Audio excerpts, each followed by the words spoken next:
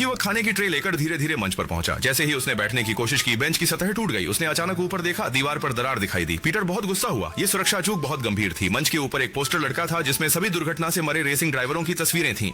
जब पीटर ने सोचा कि यह कितना अशुभ है, तो सामने की पंक्ति में बैठे दर्शकों के कपड़ों पर लिखे कुछ शब्द दिखाई दिए, आगे तुम मर जाओगे। यह पूरी तरह से पीटर को एक ठंडा एहसास दिलाता है। इसलिए उसने जल्दी से चारों ओर देखा और एक चांदी की रेसिंग कार देखी जो मरम्मत और ईंधन भरी जा रही थी। मरम्मत करने वाला उसके उपकरण सही समय पर नहीं निकाल पाया और ड्राइवर ने तुरंत तेज गति से निकाल लिया। बस ये, इससे स्क्रू ड्राइवर ट्रैक के मध्य में फेंका गया, जिसके कारण पीछे की रेसिंग कार बच नहीं पाई और सीधे टायर के फटने से दब गई। क्योंकि इस समय कार की गति बहुत तेज थी, रेसिंग कार ने बाईं दाईं ओर हिलना शुरू कर दिया। इसके बाद दृश्य में एक मौत का रोल ओवर हुआ। गिरी हुई टायर सीधे स्टैंड की ओर आई, जिससे तुरंत एक श्रृंखला रक्त और मांस के बिखराव की आपदा उत्पन्न हुई।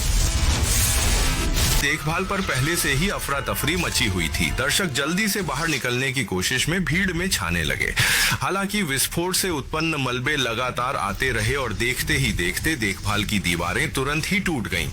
भूतल धंस गया, जिससे कई पर्यटक मौके पर ही कुचलकर मर गए और उनकी सांसें थम गईं। ये देख पीटर ने जल्दी से अपनी आवाज लगाई और दोस्तों को दूसरी ओर से भागने के लिए कहा, मगर जैसे ही उसने कहा, कुछ लोग काल का ग्रास बन गए।